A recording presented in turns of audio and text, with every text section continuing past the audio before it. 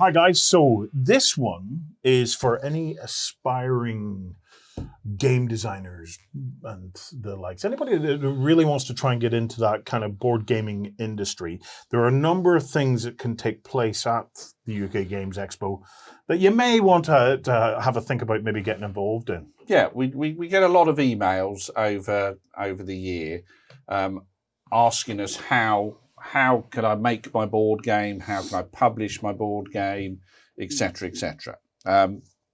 Somewhat apart from just how do I do a Kickstarter. Yeah. Really about the nuts and bolts of how to go about this. Operational aspects of it all, you know. It's and the designing of it. How do you produce a game that works? Yeah. It's great to have an idea. It's great to have a theme. However, often publishers and designers, this is something I've learned listening to people like Alex Yeager, where they're saying the theme really isn't the key thing. But often when somebody new to producing a game, the theme is what they have first. Yes. Yeah. And what they don't understand is what they need are great mechanics. Yeah. And the great mechanics, you can overlay any sort of theme on it. Yeah. And people who produce games, who will distribute games, etc., are looking for that under the hood look. They can adjust the theme. Yes. Yeah, but the mechanic's much more difficult to fix. That's the real game, isn't it? Yeah, it is. And so it's how do you go from first thought, sat on the toilet, reading whatever you're reading, going, I've got an idea for a game. Yeah. Now, my first warning is just carry on. Yeah? Whatever you're doing on the toilet, just keep doing that. For there is a hard road ahead. Yes. Yeah? And there is not necessarily a pot of gold at the end of it. No. However, what I've discovered, knowing Richard, my fellow director, who also runs Medusa Games, is there is some sort of, what can one say, infection. There is some sort of corrupting of the blood or the mind that means if you're going to be a games designer, you're going to be a games designer. You're going to be a games designer, yeah. It's going to happen. Somebody once asked me, Tony, do you make games? I said, no, I can do maths. Yes. I can do accounting, so no, I don't make any games. But for those who do want to make a game, I've got great admiration for them because I know I've seen how much effort and pain it is to get there. But also, Richard, you know, and I've seen other games, how rewarding it is when that shiny box with their name and everything comes through. So is this the classic adage of the quickest way to become a millionaire is to be a billionaire and go into the games industry? Yes, Okay. It is. And probably to get your other half never to speak to you again. Yes. So, to some extent, we're like what is it? The supplier. I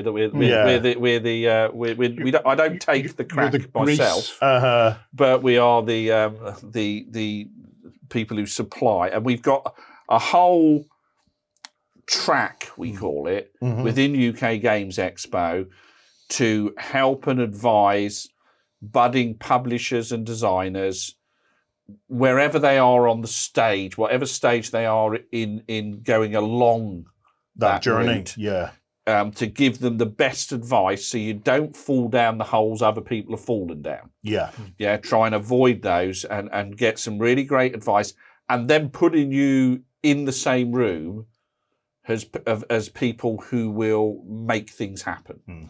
There comes a point where by yourself is probably not enough. You need to see something, you know, you need to connect with a bigger business who can get these things out there and having advice on, you know, what does a distribution deal look like? Yeah. You know, if they come to me and said it's 20%, 34%, is that a good deal? Is that a bad deal? Knowing that before you sit down with somebody is essential in any negotiation. Yes. Yeah. You've got to know what the market stands and what they're expecting. So it's everything from that to artwork. Now, Mr. Denning will tell you, and you know, he knows I'm the great critic of his games. I've never got my quote on the box. I think I did say at one point, "Oh, well, this isn't And that was the closest I ever got to being on the box. Nice. But, you know, things like how important artwork is in the mod. I mean, if you remember games when they used to, and how bad some of the artwork was. Yeah. And you can't get away with that now. No. And, I mean, I know Richard had a version of a game where he redid the artwork in the end. Mm-hmm. And it's sold a lot better. And so we understand, you know, where do you get an artist from? Mm-hmm. How much do they cost? What materials are you going to make the game of? And most importantly, playtesting. Yes. Mm-hmm. Is the necessity to playtest it to death. Yeah. And I think most people probably go to thinking they can produce it too early. Mm-hmm. Yeah. In my observations of people making games, that's probably the key mistake, is playing it with your friends and family who are not going to be always honest. Yes. Or the criticisms you get if you're not playing the game with a dedicated playtest group who have been through something similar before, then you often get criticisms back that in no way help push the game forward. You need a professional or semi-professional eye to go, this is the issue, here's how you could possibly rectify it, rather than somebody going, I don't like D4. Yeah. Well, that's not helping at all. So that having a playtest group that actually knows how to give constructive feedback rather than just nitpicking criticisms is a whole world of difference. At UK Games Expo, we have a playtest zone. Yeah. That is populated by people who are interested in playtesting games. Yes. Now, you not only get members of the public who come along, and that's your useful feedback, because you're going to get, they may come and go, oh, this is terrible, this is boring, this is, you're getting that general feedback, which is worth having. Yeah. On the one time Richard and I decided perhaps we should make a game together, and it was about setting up an exhibition. Yes. And we did it. It just came to me when I was sat on the toilet, and which is where it should have remained. I should have taken my own advice. And we put a thing together over several weeks, and then we took it to the local games club, and I had a bunch of people, and we were playing it. And about an hour in, I said, "Guys, I'm bored. It's my game, and I'm bored to death. Yeah, this isn't going any further." And but somebody was like, "Well, I think if we do that." No, you're not getting it, mate. I'm bored. I'm so bored. This is the most boring thing ever. If I'd literally just painted a brick and put it on the table, we'd have got more fun out of it in an hour than we are getting out of this. And it's quite interesting because we then left, and then I think the person emailed me about a week later with his list. No, we're not doing it. It's boring. He wasn't giving up. And your commentary is even more boring now. He saw potential. There was no potential in that game whatsoever. But playtesters, there's lots of there who, as you say, Gerry, have playtested a lot. Yeah. And the Playtest UK, who run it, again, have got lots of people there who are really good at giving constructive feedback. Yeah. And so playtest. You've got to keep doing that. That's what's going to refine it. That's what's going to get you to that point. But we don't just have that playtest. We have seminars by people like James Wallace, who does a masterclass. So he'll look at the theory and practice. He'll look at getting you into small teams, and working you through some exercises on how to put stuff together, how to collate rules, how to come up with new ideas. And usually you end up testing a couple of new games as well, so you can understand again the testing process. If you're at that point where you think, you know what, I think I've got a cracker of an idea, I've play tested it a bit, and it's what's the next step? And we've got two things. We've got something called networking and boot camp. In fact, there are three things. There's networking, boot camp, and speed dating. Now, before you get excited, Warren, the speed dating is not like that. It's not that. All right. Oh, okay. So boot camp is hosted by Alex Yeager. who's a great game design publisher. And has worked in the industry for decades. And if Alex tells you something, it's worth listening to. Whatever that, even if it's just recommended for restaurants and stuff, which we've had at Gen Con, and lovely. And he does a boot camp on how to present your game to a publisher. Right. So how to pitch it? How to pitch a game? Yeah. And it's really important because a lot of times people have a game and their pitching skill is awful. It's like a car crash, Dragon's Den. Now, we used to do Dragons, what was it? Wyverns. The Wyvern's Den, wasn't it? Wyvern's Den or so. It's changed it slightly for no reason whatsoever. And we realised we were getting people in to pitch their games. Now, while it was entertaining for us to watch them crash, yes, we realised this isn't really helping them. No. And we felt, well, we need to change this a bit because this is like entertainment value, but really for the wrong reasons. For the wrong reasons. And so we brought in this boot camp. And now, in order to enter it, you must have a prototype ready to play. You must have a rule sheet submitted for the prototype for us, if you're going to do boot camp, for the 15th of May. You must have a sell sheet. Now, on the website, if you go on to Bootcamp, it will show you how to lay these things out. Yes. Because sell sheets are how you get a publisher to understand it and get it. They don't want to spend 5 hours while you explain the theme. Yeah. They want to know how is this game going to be presented and what is it. You must have a short 3-minute video pitch on the game submitted for the prototype by the 15th of May. So 15th of May for this. There are only 10 slots available, and Alex Yeager will go through those submissions and go, these 10, I want to see a bit more. Want to bring them in, I want to bring them in and we can go through this, So this process is great, even if you don't get in, because it will concentrate your mind, and on how you've got to do things. So that. And where do people find these applications on the UK Games? If you go onto the UK website, people don't know, but there's a search function. It works really, really well. I promise you. So if you type in boot camp, it will come up. By the way, just I say this, if you want a refund, type refund in. Please stop emailing me.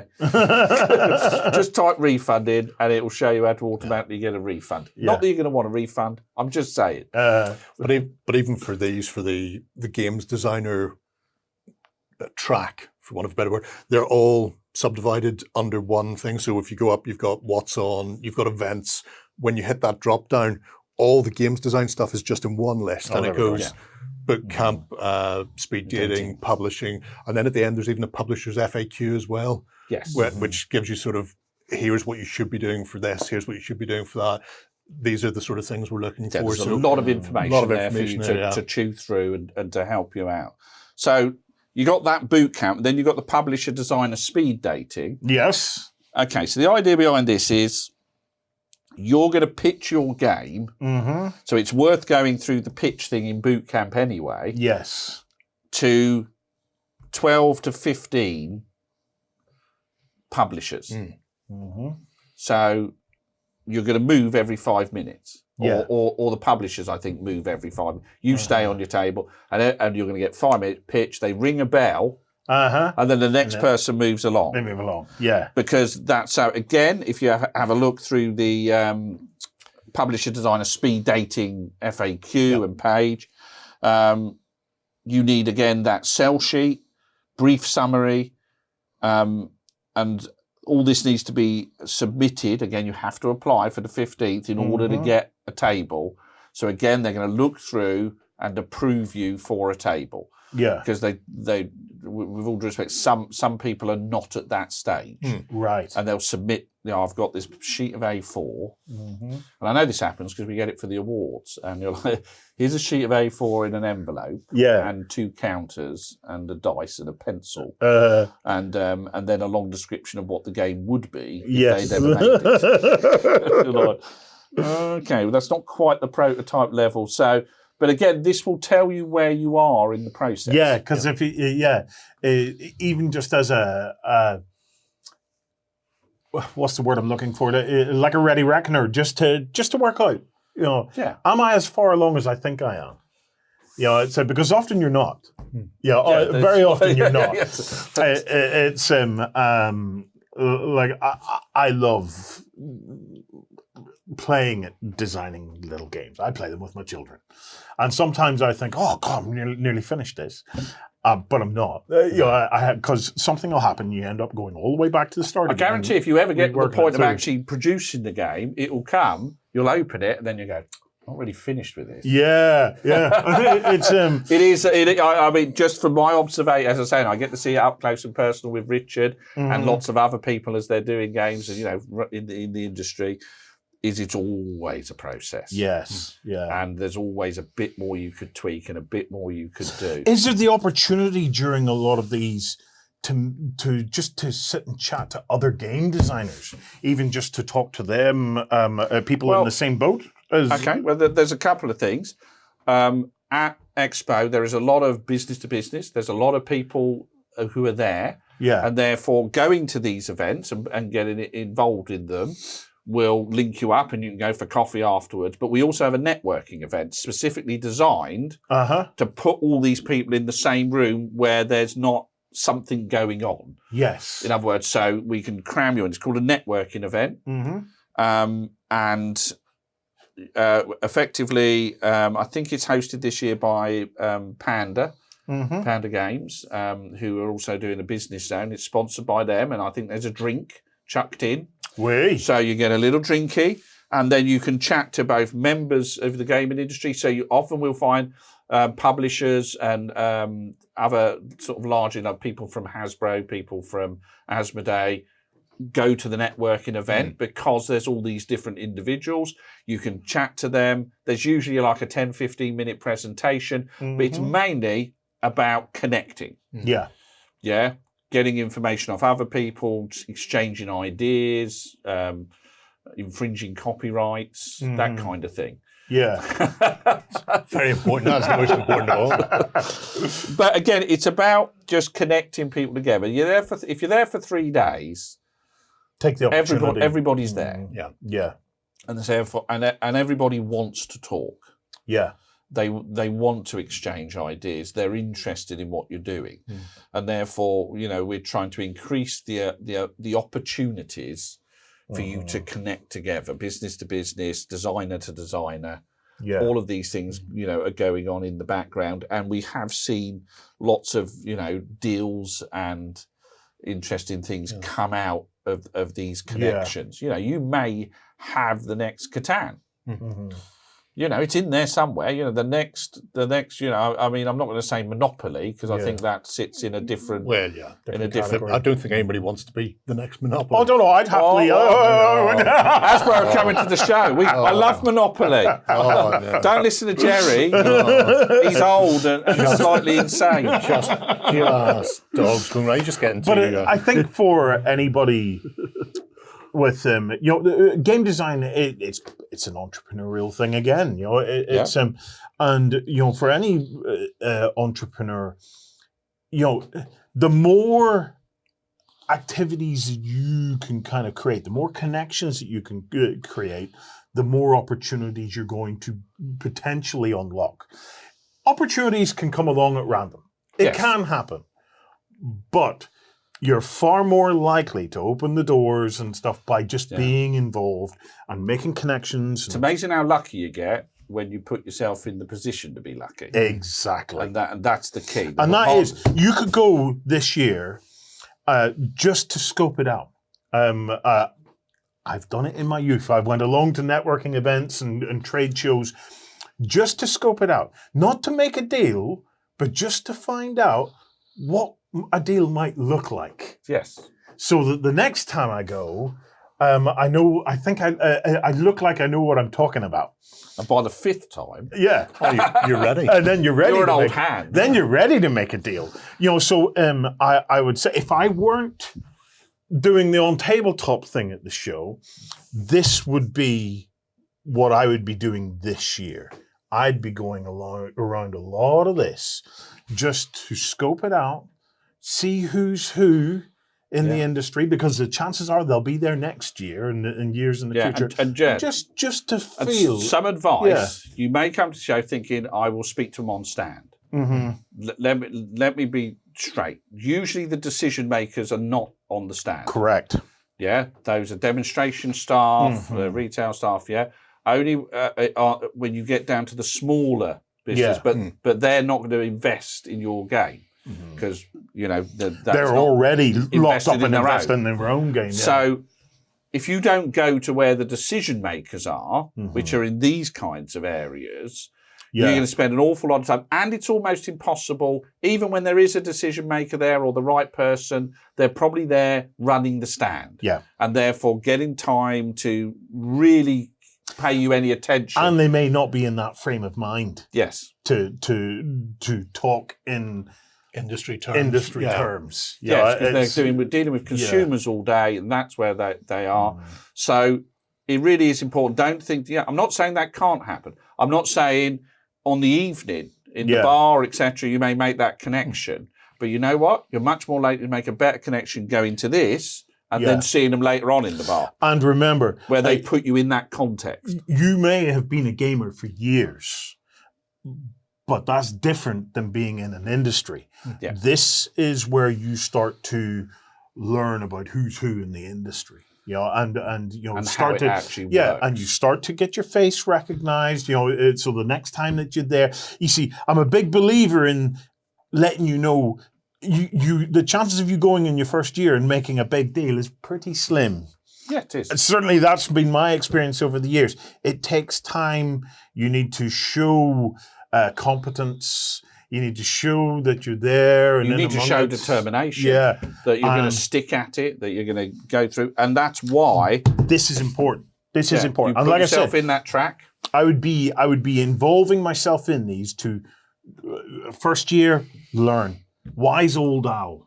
Wise old owl. Don't say very much, but I listen and I'm watching and trying to absorb it all in and see just what's happening and who's doing what. Check out the seminar schedule. Because there's some interesting ones in the seminars. Obviously, a lot of what we've been talking about here sounds like it's mostly focused on board games, but there's seminars about self-publishing miniatures games as well. So it's not just you're doing only this part, that all of gaming is available, and the various people will be around throughout the weekend. Yeah. And it's our intention, to continue to find experts, in those fields. And, we've got an article this year in the program on 3D printing and the impact of that on the miniatures scene. And again, we're looking to grow any of these connections because in the end we want your games. Yeah. And, the creatives are the people who make them.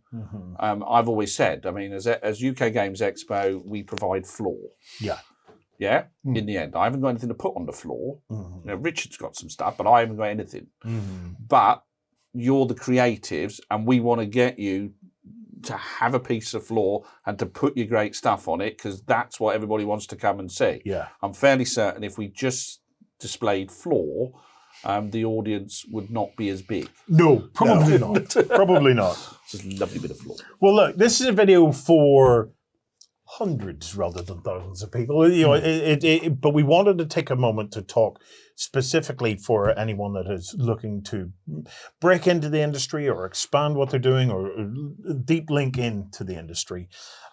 So definitely head across to the UK Games Expo website, check that publishing column in the menu or use the search and get involved. Use it even as an opportunity to get some free resources like the boot camp, to download the template for a sell sheet, a rules sheet, to read what they want to see in a 3-minute video pitch. Use these resources because they're there, and learn from that and see how you get on. Look, thanks for watching, and if you have questions on this occasion, no point commenting or anything like that there. Maybe pop an email to Richard at ukgamesexpo.co.uk. No point emailing me. Yeah, he'll be on the toilet. But email Richard, and you will get a response from him. Pop an email in, and I'm sure they'll do their very best to help you. Go ahead and check out our other content on screen now. And while you're at it, why not hit subscribe and remember to ding our dong. Go on, you know you want to click it. Go on.